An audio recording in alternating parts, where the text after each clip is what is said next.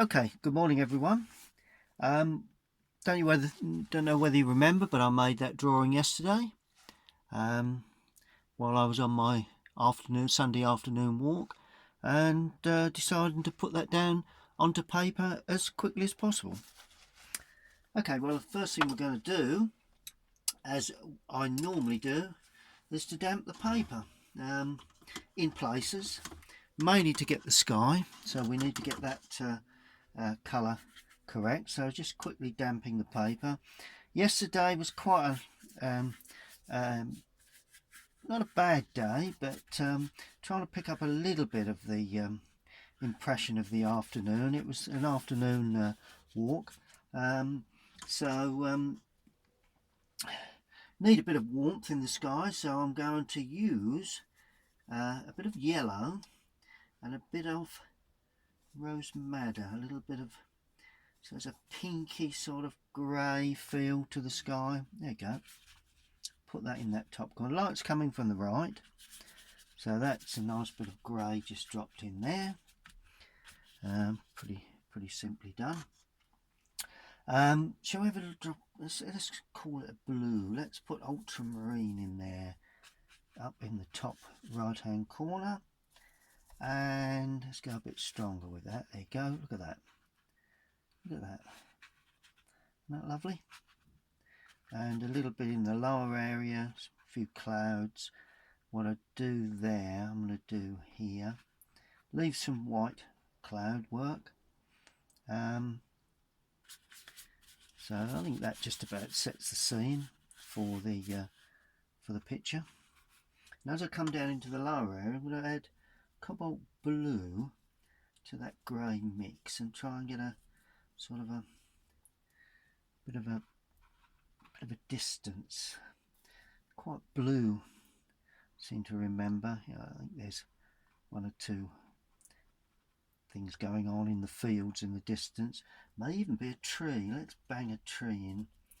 Can't remember when I saw one, but let's elaborate on what we see, and that's what we do when we paint. And let's just drop a tree in there, bit of hedging. There we go. See the way that spreads away? It's because the paper's still wet, but overall fairly light. A nice bit of tree work there to give a bit of depth. Then we come down into the field, and all we need to do for that is to papers begin to cockle a bit there. Oh well, that's life. That's the life of an artist. A bit of yellow in that field before we come forward. Touch more yellow. There we are. Look at that. It's a bit too brilliant, but we can soon relieve that a bit. There you go. Just a nice bit of warmth in that field before we come into the foreground. And as I come down into the foreground, I'm actually going to add a bit more of that pinky sort of grey. Just a quick wash onto the path area. It's a bit gravelly, a little bit stronger as I come forward, but basically that sets the tones for that. I'm going to leave the building for a second because I want to paint the grass either side. Quite brilliant grass. It's quite a nice yellowy brown colour, burnt sienna, cadmium, touch of blue. So quite a nice green. Two little bits of green there running away.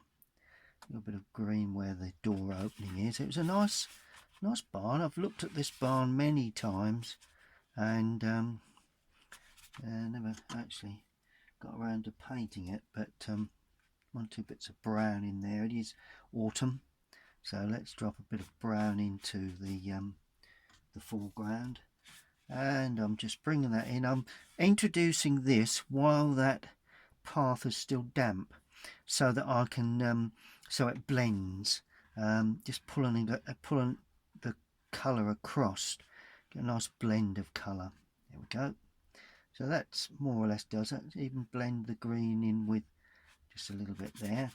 And while it's still damp, I'm going to go in with some quite strong dark colour green, try and get that in early on. Burnt umber, Prussian blue. Let's use a bit more burnt umber.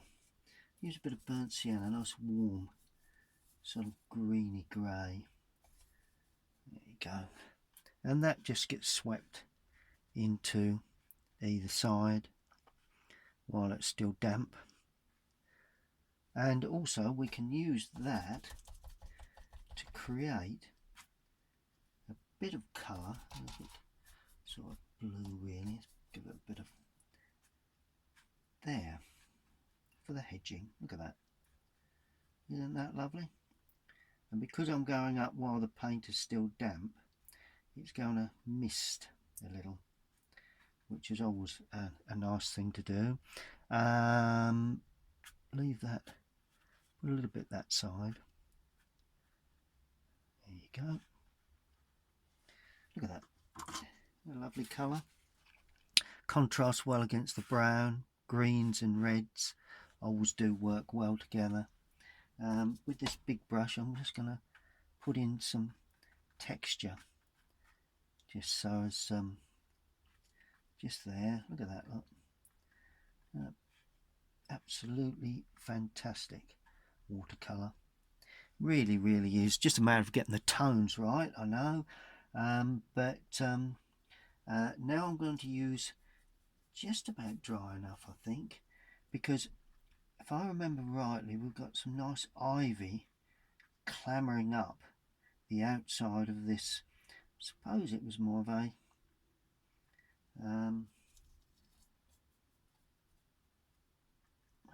shrub affair, I think. So there's just some little ivy touches. So try and get that ivy colour. Always makes the trunks look very thick. There you go. And I'll put oh, and while we've got that colour, might as well add a bit more burnt sienna to that, and just stroke in a very, hopefully the brushes, there we go, some tone for the outside of this shrub. It's quite open and it's a bit sort of autumny, so there's quite a bit of brown there, and we'll put the twigs on later. There we go. So that's all you need to do for that nice shrubby sort of plant. So that's worked out quite well. Now we're going to concentrate on the barn. Let's have a look at the barn. Ooh, Prussian blue. I seem to remember the it was a blue corrugation. So let's go in with Prussian blue and a touch of, just having to think about this, oh well, there you go, rose madder. I think that's probably, it was quite light, it was probably about as near as I can get to the bluey sort of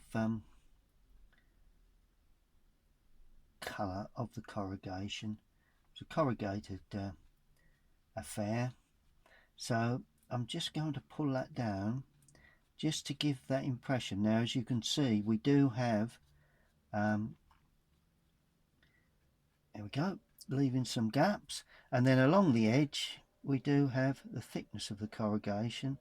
In other words, quite an unusual sort of edging, and then we pull those lines down just to sort of close them up a little, but it just shows the impression. That's all we're doing. We're just doing an impression of the corrugated roof. There we go. And that will also come down on the underside there. I'm going to have some shadow there obviously later on, but that comes down like that. That's good. Let's bring that right to the point there, so it's quite a sharp roof. Yep, that sort of does it for that, I think. So, you know, it's all a matter of trying to get an impression really. That was rendered the front, so I'll leave that for a second. I'm going to do the dark brown, which is ultramarine with burnt umber, because it's a warm brown. I'm looking for a warm brown colour, and this area is bordered. So there again, it's got a corner piece to it. So there again, we come across the paper, showing a rough idea where the board areas would be. And I'm not going any further than that. That'll show the thickness of the opening there very shortly. And just gradually take that out of picture. That's good. And the boardwork at the back somewhat cooler and grayer. So, and that was just coming down there like that. And that is more or less. There was a little lean-to to the barn, if you remember. That worked out quite well. Good. And then finally, for the first part, I just need to put in this lovely old tree. Well, what I'm going to do first, I'm going to damp it in areas. So I'll get a bit of sort of misting to places. See the way I've damped that? You can see the green. Got a bit of misting there. So now we're going in. Let's try and pick up the autumn tones. It's sort of like yellows and browns. Not a bad idea. It is autumn. So let's pick up. And if you notice where it's dry, it's go. Where it's dry is picking up hard edges, and where it's wet, it's soft edges. And right on the outside there, I'm just thinning it down. Doesn't want to be too dense, this, but of course it does have a little bit of strength to it, and there will be some green there as well. So as we come into the lower area, we do have quite a brown feel to that. Now I'm going to pick up some darker tone with burnt umber and Prussian blue to really get some dark browns in there. Start off in the lower area. There we are. Still using a large brush at the moment, just to try and give that sort of soft feel to the overall look of the picture. And really dark. Come on, get that paint out. You really have to dig deep to get dark colours in watercolour. There we are. See that? Nice little openings. I like those little openings that are appearing. And these really dark tones right on the outside edge. You can see where the tree overhangs, and very, very dark in this right hand side. A little bit touches there. And you don't play with it. You allow it to shape in its own way. That's the thing with watercolour. And the spiky pieces are obviously standing up a little bit lighter behind that that bush. There you go. So that's that. And this side, I'm now going to elaborate on that just to get those really dark colours, because I've got light coming from the side, so I'm using that same colour there, only less, less of a sort of density, if you like. And that's then hanging down like that, and then we use the point to create the left hand side of the ivy, leaving the right with a little bit of light on. It's an impression. So, and then of course in this lower area, that's in deep shadow, and then we'll sweep a shadow across very shortly. Just show a little bit of grasses just laying about down there. Bring that up a touch. We've got a nice bit of depth in that centre. Now that's lovely. Right, next stage will be creating the openings, and let's find a slightly smaller brush for this. And we go burnt umber, ultramarine, dive in, really get the paint going nice bluey, because once you get the openings to the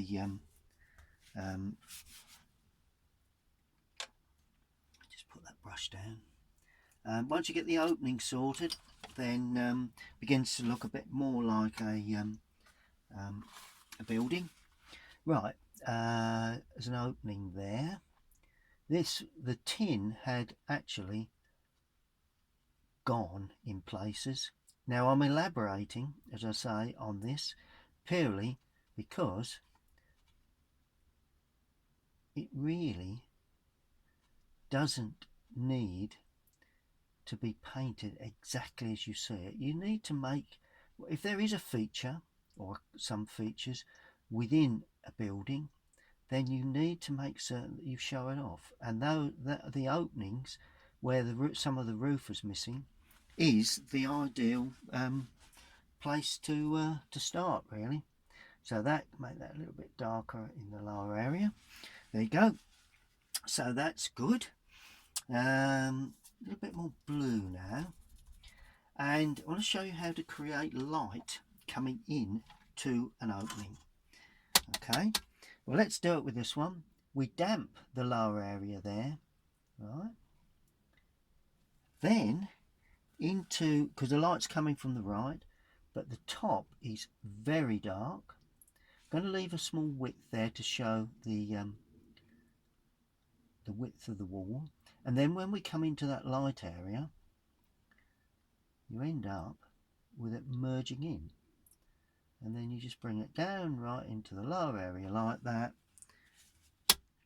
Take a bit of dampness off the brush, make certain it doesn't run through too much, and then just blend that just so as it drops into nothing really.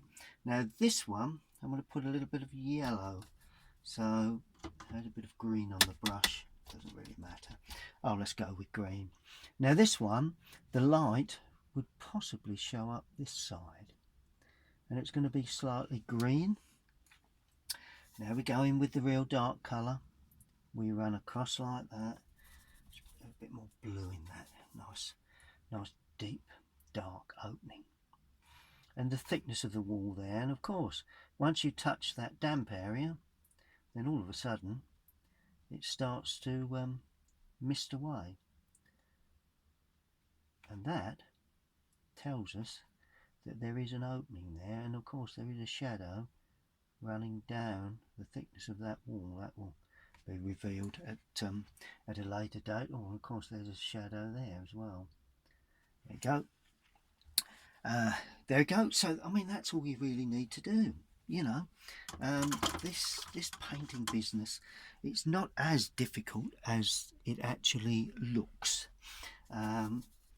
Okay, now with the point of the brush, I'm now going to line up the corrugation, so just a bit of a jagged edge there along where the corrugation is, because that does need to enhance that. I'm going to put in one or two little lines where the boards lay across, and of course down the thick, there's a panel there, so that needs to be shown as well. Then I'm going to put some lines in for the boarding there, a little bit of perspective and a bit of shadow work down there. Might as well get that in now. Just a little bit of shadow work where the roof overhangs. It comes down to there. Just going to put a little bit of very warm colour, so to clean the brush, put a nice warm tone onto that gable ends rendered. So it's just going to be sort of a grey really, and at the moment I can't pick up a grey because, oh, there you go, that's a grey. Let's have a warmed grey, bit of red in the grey, that'll warm it up. There we are, nice warm grey. What have we got here? We'll know when we get it on. Oh, there you go, bit of yellow in there as well, because it does have a bit of warmth to it. And then just gently paint that down. There we are, because it only wants tinting. That's that. Good. some work to be done in the foreground with a largest brush. I don't want that really big brush. Let's see what we've got. We must have some. Let's use this larger rigger. I like that. Probably finish it off with this large rigger now, and all we need to do, a little bit of grasses, right, burnt umber, let's have burnt sienna, right, that's it, it's really got to be spiky, there you go, bit of brown grasses, bit of green in there, green grasses there like that.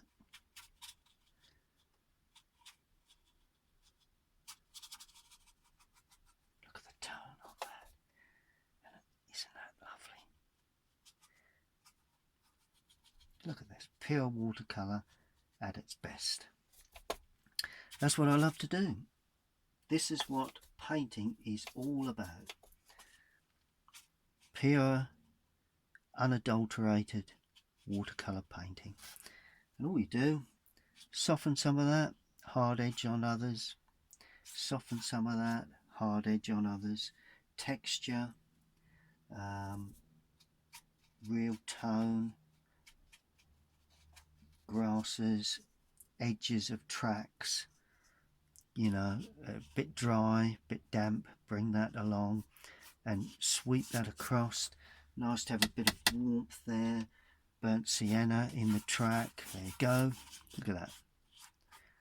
You cannot beat watercolour as a medium to get clean, fresh looking paintings. Look at that. Not a great deal to do now. May put a figure in. Let's get a figure in, shall we?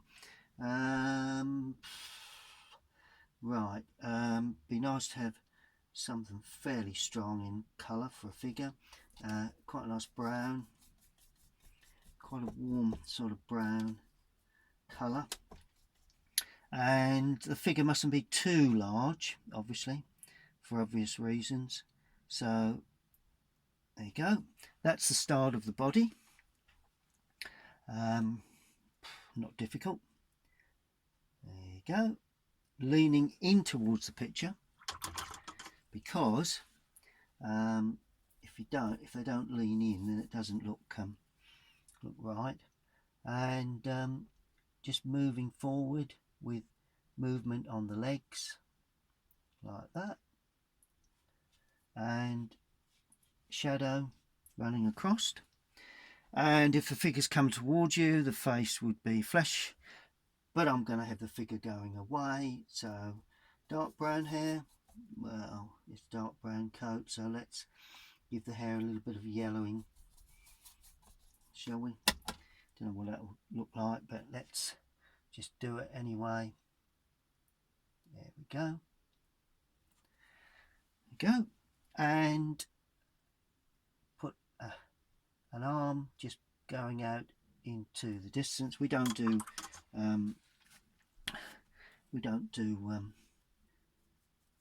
arms and feet and hands. And I've got a feeling there's a dog involved. So impression of a lead. Oh, it looks like a poodle. Oh well, can't be helped. There we go. So got a dog on the go there. Afternoon walkies as it goes. Go, sweep that across, and then finally, before we complete this, it's the good old shadow work. So we're going to use Indian red with ultramarine blue. Nice bit of dark purpley sort of put a bit more blue in there. Need some cool colours here. And okay, let's really go in here so we get it right. The underside of the overhang of the roof line there. Right, so that's that. Now weaken that now to give it a bit of length.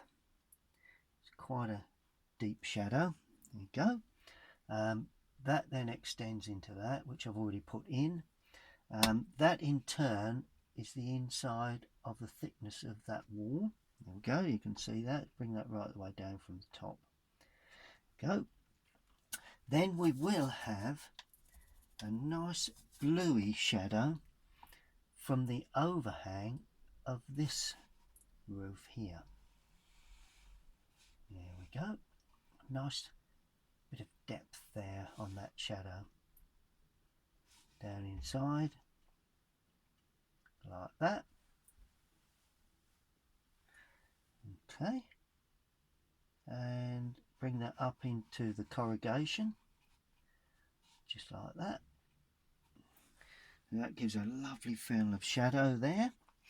And while we have that shadow, of course, that shadow would be on the roof.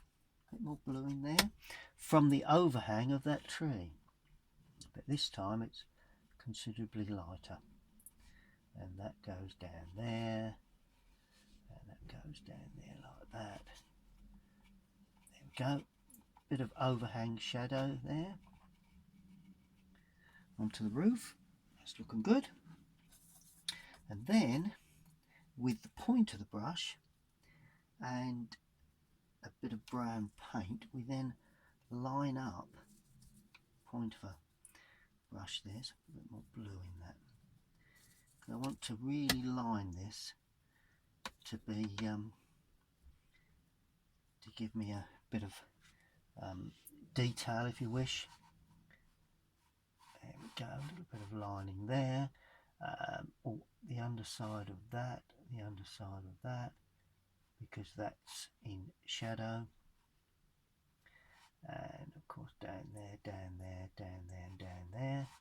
A little bit down the edge of that. And a little bit of lining. There is a section there. A little bit of lining here required. That's it. And that then sweeps down like that, just to show the corrugation really of the tin. It's a tin roof. There you go. Keep the light on it. Keep it nice and fresh and clean and light. And finally, a bit of burnt umber for the start of the shrub work. There, and of course we have the lining of the branches. Quite a twiggy little shrub that was, so let's just put one or two in. Let's not add too many to that. It is autumn, so you'd see quite a few. And then these are also quite dark, may have a trunk here, so let's have a trunk onto that, like that. And then of course there's a branch coming off of that then shows up there, breaks out there and breaks out there. Of course in the winter you'll have branches probably without any leaves on in the autumn and winter, so we need to make certain that we show a few of those that break out in places like that. Just use the point of the brush really. That's all you really need to do. A few branches coming there. Impressions are far greater, give far more, far better appeal than trying to create detail.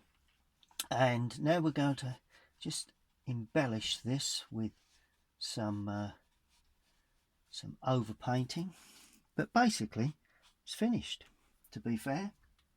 Bit of shadow painting there, just to get that sort of atmospheric feel down in that bottom left hand corner. Sends the eye towards the focal point. Everything I'm doing is trying to send the eye towards that focal point. Notice the grasses that I'm putting in, little tufts. I'm just pointing them towards the there we are. Just rub them in like that and dot them around. A little bit here, a little bit there, a little bit here, a little bit there. There we go. And then in the foreground, a nice sweep of shadow. I'm going to have a cool shadow here, so it's going to be very, very blue. A little bit of red in there too. Go, look at that red. Isn't that lovely? Look, run that across. There we are. Let's add a little bit more blue into that. Now, a lot of people say to me, whoop, there, it's too strong. It's not too strong. By far best. And then you sweep it up the track like that, and then you just run it across and soften it, and you get the blues and the reds and the colours coming through. Look at the reds coming through there, and there's texture, and there's a bit of everything going on in that one. And that, I think, probably does it for the impression of that lovely old barn that I saw yesterday on my walk through to the my afternoon walk, and that I think has come off particularly well. Stay tuned and I'll show you some more of my videos very shortly.